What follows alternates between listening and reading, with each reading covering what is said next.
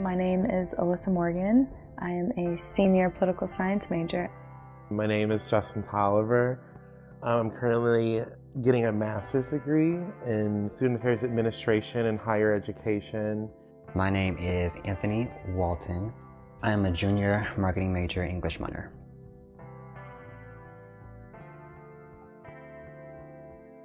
I think the difference between carrying a visible identity and one that's more malleable would be your visible identities, obviously you can't hide. So when you go out in public, you wear them like you would wear a t-shirt. I think it just makes you more vulnerable in general, kind of puts you out into the world whether or not you want it to be there, in a sense where like you're communicating something about yourself that you didn't even necessarily want to communicate, as far as like stereotypes go and things like that with those identities. I mean, with like the malleable identities, I think there's more room for like growth in those because you can work with them. You can process who you are like by yourself in your own space where like no one's gonna judge you or assume anything about you. When identities can be hidden more easily, it's easy for people to assume that you have something in common with them, which can make things easier. And then when identities are more visible, it's easy for people to assume the opposite, that you don't have anything in common, or that you're, the polar opposite or extremely different from they are, even if you're not. I say that to say, like, in terms of my race and ethnicity, like, I've gone to predominantly white institutions all my life, private schools.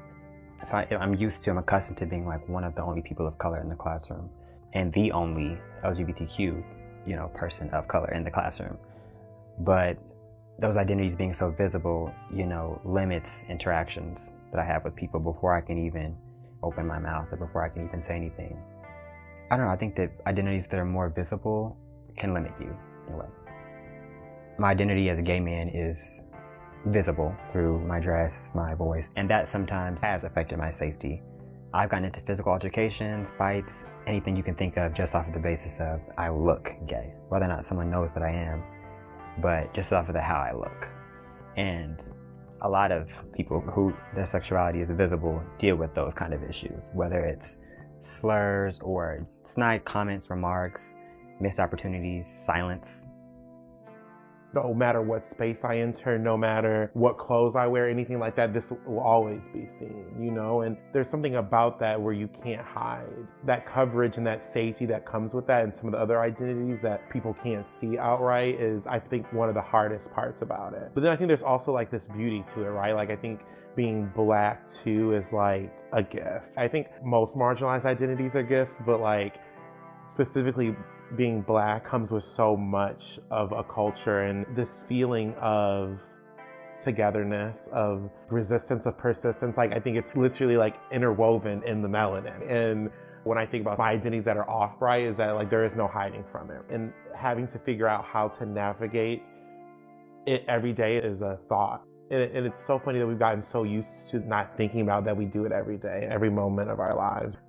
So my Blackness is always seen, but then it's treated like it's nothing, like it's less than. But then with my gender identity, it's not seen and it's not existent. Like people don't think about what it means to hold this, or what it can look like to hold it. It is wild to think about how much power people think that they have over people's bodies. One of the few things that we have in the world that's truly 100% ours is our body. When I think back about how I started understanding my body and what ownership of that looks like and how I can express it and feel comfortable with it is from early ages of like hearing in school that I was fat. And then everything that came along with that, the bullying, the teasing. I feel like I just have like a lot of like really hard experiences around my body size, and that just never made me feel safe. How can you feel safety in your body when you're constantly told that it's not safe, that it's not attractive, that it's not healthy, that it's not any of these things? And then I think you start adding in these other intersections of race. So then I'm fat and then I am Black. So the targets that come on being that, and then perceived male, like, what does that mean when we know that Black males are getting shot on the street with Skittles? And then you add in this queerness level, we know that Black trans women are killed at astronomical rates, right? And so like safety almost doesn't exist when you hold these things. And that's a lot, that's like psychological shit. That takes a toll, I think, on our spirit as human beings of having to navigate that often. Growing up, my dad used to say don't walk around smiling all day because people will assume that you're goofy, and people like to pick on goofy people. And so he would teach me to walk around with like a stern face, like a serious expression, to ward off anyone who could possibly want to test me. Because people like to test individuals, especially gay people. And he didn't know that at the time, but that advice kind of held true. And I still do that. But definitely my height is something that I think allows me to feel safe. And I think in even some instances, my skin color. I hate to say that because, there is a stereotype of black people being aggressive. But in some instances, especially with current circumstances, it's necessary that I be aggressive. Or for me, like, it's almost a benefit if people assume that I'm aggressive in some situations and settings because certain things won't be said. When certain things are said, I don't respond aggressively. But if people assume that I would, then they know not to even, push that border. I think it would be so liberating if people were able to dress how they wanted to or express themselves how they wanted to. I feel like passing can represent a lot of different things. If you assume certain identities, it does more for your safety, I think. When you allow people to like assume something about you, or it makes me feel safe and unsafe, safe in my physical surroundings, because when people do assume something about you, people are less likely to call you out for something that you're doing that's against like a societal norm, versus when you're just kind of in yourself. It doesn't make me feel as safe in my own mind to know that someone is passing me as something that maybe I'm not. Individuals who are able to pass, society assumes like you're better in some kind of way. You're better because you can pick and choose when you want to reveal who you really are. And there are some of us who can't, even if we tried. And okay, let me clarify this. There's a difference between being passable and choosing to use that, choosing to act on that, choosing to come in and out of who and what you are. In regards to safety, I think definitely being passable puts you in a safer position. I do pass in my gender identity all the time. I think there's something beautiful in not being able to pass. But I think it does increase safety. And I think maybe that's why it's the idea of it or the achievement of it is so sought after. We're constantly thirsting for safety or privilege, I guess. And so until we start breaking that like the goal is not that. The goal is that what you have is amazing. And the messages that we received have told us for so long that it's not, And so when I think about passing, I think about wanting to be able to not having to navigate, because it's so fucking exhausting. Like, what's so frustrating is that like people will never understand. And it almost starts to feel hopeless, but I still am not the most marginalized. I still don't fully understand, or will never be able to fully understand what that feels like.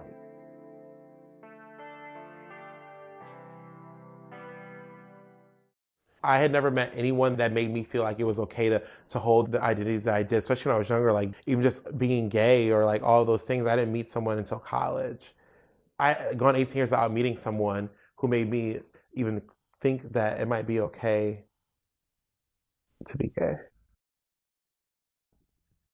I can be a fat, black, queer, faith-based human being and survive and not be fucking weird or an outcast or all those things, And so I would love to provide narratives for folks that don't get that often and break what they think their possibilities are. Higher education is a beautiful thing, and it's also a complex and difficult thing. I think it's the first time in your life where you get to think for yourself, and knowing that everyone doesn't get that opportunity is a problem. And I think it's important to remember the historical context, right? That like most universities are predominantly white institutions, not because of sheer luck, that because they were not created for us to be here. I think we say that, but people don't understand what that means, because for some reason time for us as human beings erases things, but it doesn't, because it was not built for us. The foundation is what everything is built off of. And so those things still continue to make their ways to why we know that Black folks or that Native and Indigenous folks do not graduate college in high rates or even attend college in high rates. And that's a problem still, that higher education has been around for so long and that we still have less than 20% people of color. Last year when I started my master's program, we talked a lot about it. And I started to really like break down and unpack what does sense of belonging mean. Because when I think about the term a sense to me is different than a feeling.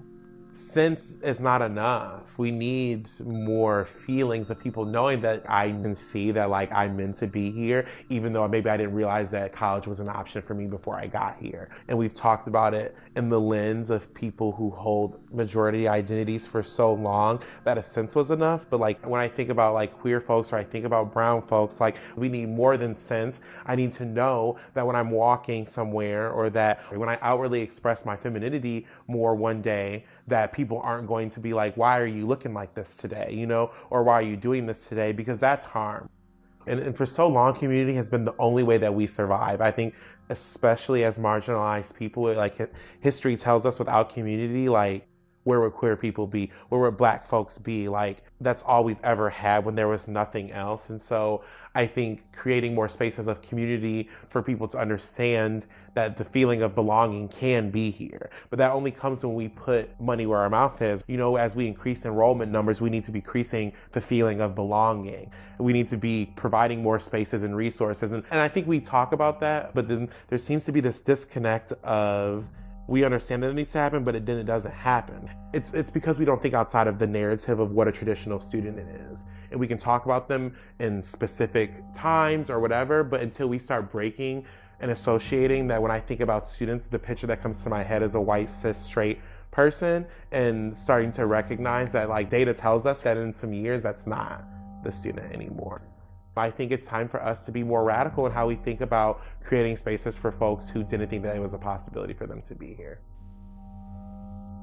I change for the space all the time, whether that's the way that I dress, the way that I speak, the ideas that I have, because I'm a pretty radical human being, let's just be honest. But like, once again, history tells us that change has never happened if it wasn't radical, you know? And so, and I think it's unfortunate that we think about radicalness in a way that's rough and violence and all of those things, and it's not. For me, it's the passion behind it, knowing that like what it's going to take for it to actually happen. And it's unfortunate how much we ask folks to change and to shift into that narrative. Once again, that was not created for us. Even the idea of professionalism, it was not created for folks, because back then when the word professionalism was created, Black folks and queer folks and trans folks were not able to be professional.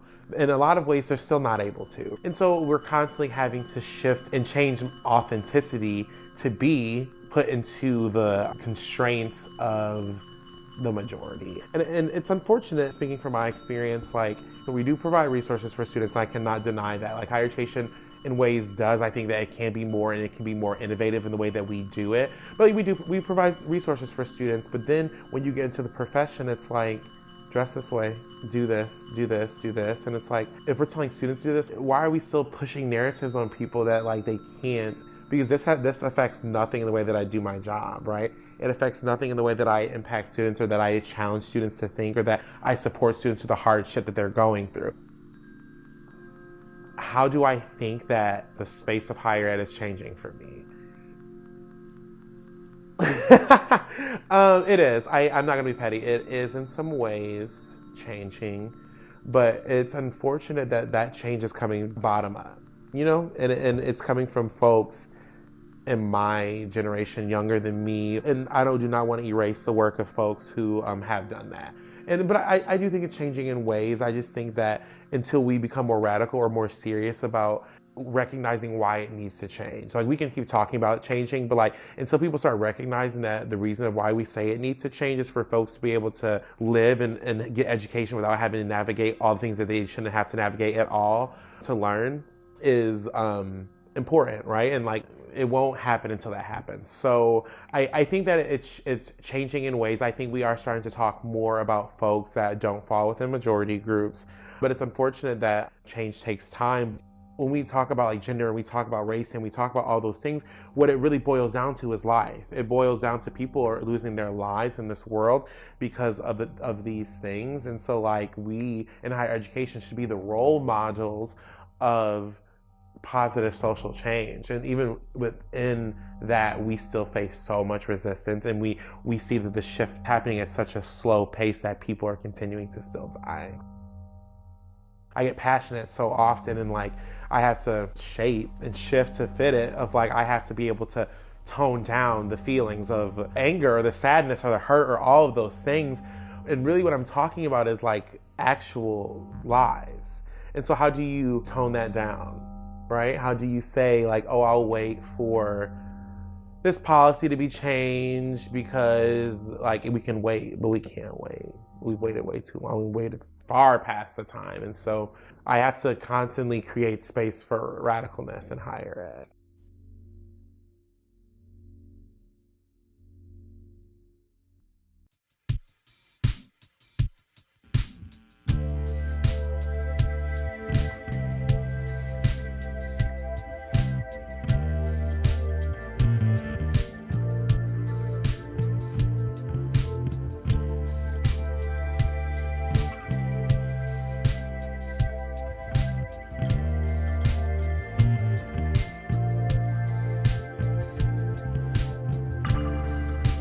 This institution is committed to ensuring that all members of the campus community are welcome through our practice of valuing the varied experiences and worldviews of those we serve. My reactions to this are, girl, really? You know, like, are you really? I mean, it sounds great, but are you really? From my experiences, you have to find spaces on campus where this applies. You have to find organizations that mean this. Because campus-wide, which is where I'm sure this is being like put out, I don't think this holds true for all corners. I think diversity statements do matter when they're followed up on, when there's action to support them. Because if not, then it's kind of a lie. And that defeats the whole purpose. I think that by putting it places where people can read it, it makes people who don't really value diversity and don't really, you know, it makes people who say, the kind of people who say stuff like, I'm not racist, I have a black friend. It makes those kind of people feel comfortable because they can say, well, I go to a school and we have this in our syllabus and we have this in our mission statement. And it makes people who, on the other hand, don't really feel this to be true and haven't experienced this and the reality of this feel very uncomfortable because it's like, okay, you guys are doing just enough. You're doing just enough to kind of say you're doing something, but you're really not doing anything. I've had a good amount of equal opportunities as opposed to the amount that I would have if I had chosen to go to another university. I can't say that. And I definitely feel as though the individuals that I work with at the Multicultural Center live up to this. But that's really as far as I can throw that ball because, you know, I'm a business student, so I sit in pouring rooms with no windows, no color on the walls every day. And I'm the only black person in every single one of these classes. And I don't think that my instructors and administrators in that environment really value this because I feel like I'm under a microscope every day with everything that I do. And to some degree, I don't really give a fuck, like, you know, in terms of what I'm gonna wear and what I'm gonna do. But in another way, you know, it does matter because it's like any mistake that I make or anything that I do that's not up to par or standard, their standard, is magnified and is broadcasted. I said to myself, like, wow, I'm sure if you're a heterosexual white person, college is probably amazing for you. I'm sure it's probably everything that the movies make it look like and everything that the TV shows make it look like. I'm sure it's something that you will look back on and just, you know, reminisce about, wow, that shit was fun. But if you're kind of anything outside of that box, then it's probably gonna be a little bit difficult. You're really gonna have to find all the ways that you wanna make it memorable and fun and all of those things. It's not gonna just happen. And so in terms of university's role in creating those safe spaces, it's catering to the people who don't fit in that box and investing in them in the same way they're investing in these big ass fraternity houses, in the same way they're investing in this football program. I hate to bring that up, but I feel like it's fucking stupid. But devote as much money to maintaining safe spaces and creating safe spaces for everyone as they devote to the building new football stadiums. I think that's what a university's role is in maintaining safe spaces, investing in the people that those safe spaces are for. I'm grateful to have had this opportunity to go to college, period. I'm grateful to have come here because I know that there's a lot of other schools where things would have been much more difficult than they are for me here. And I haven't had any like major experiences that have made me be like, oh, I can't come back, or I do like my school. You You know, I've enjoyed my time here. I like my school, but everything can be made better. And that's where I stand.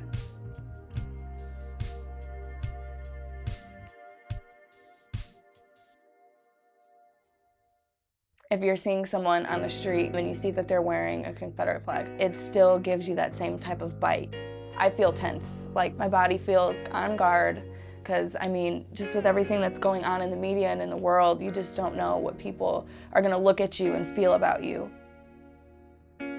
I was sitting in class the other day and I had been talking to this guy next to me for like weeks, and we've helped each other in the class. We didn't really get to know each other, but then my teacher was doing a presentation on national security, and out of nowhere he goes, "Build a wall."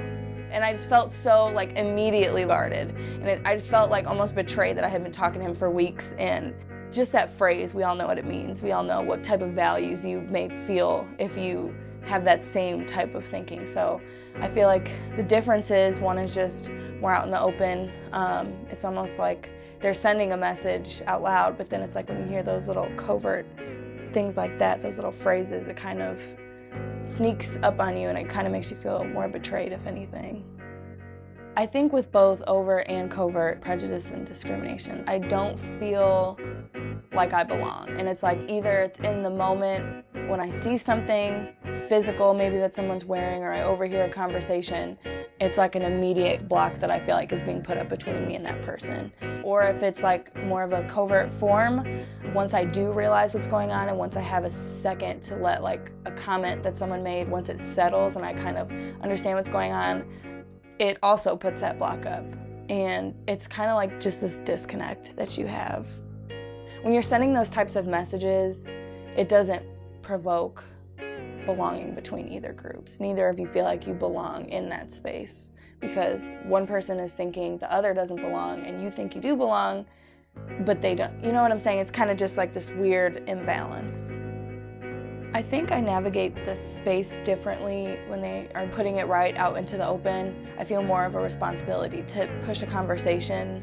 I kind of like almost like gear up for like a mini battle, I guess, because you just don't know where those types of conversations are going to go.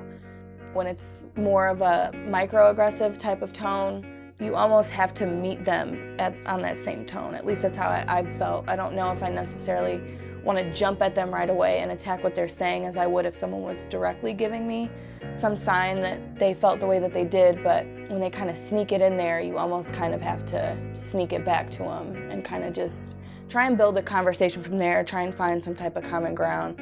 But either way, I approach both situations very carefully. There's always something in the back of my mind that says, you don't necessarily know who you're dealing with, and there's nothing worth sacrificing your own peace for.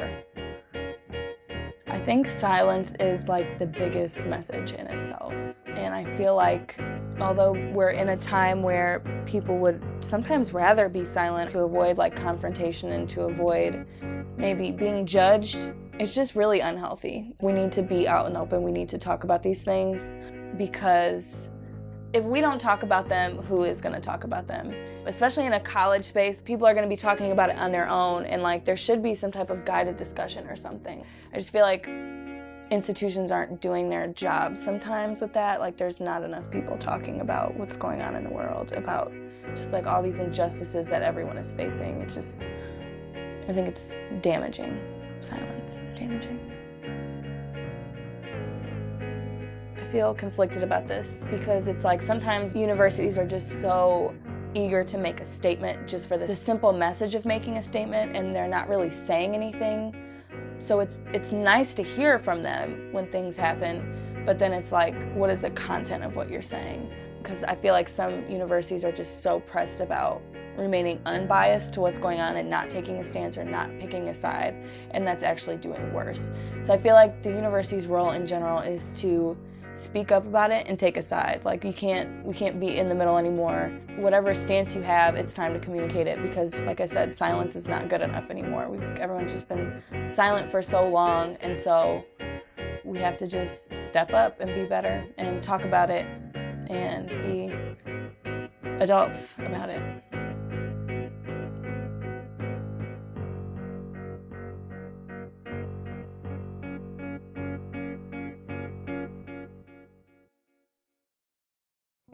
do I trust this institution? And my answer to that is,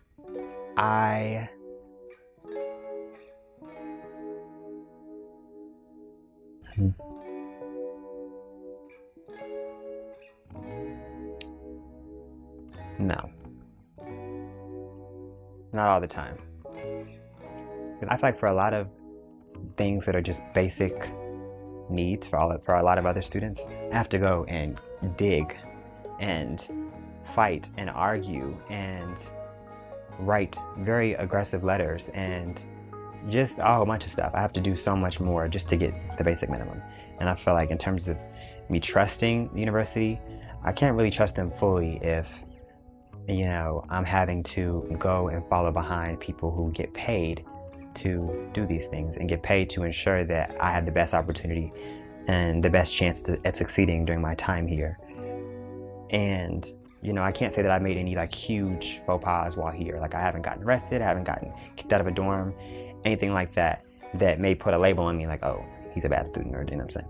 But for the people who do make mistakes, because people make fucking mistakes, you know, I can't imagine what it's like for them trying to get the bare minimum and trying to just get what everybody else has in terms of like funding, in terms of just campus resources, in terms of just everything.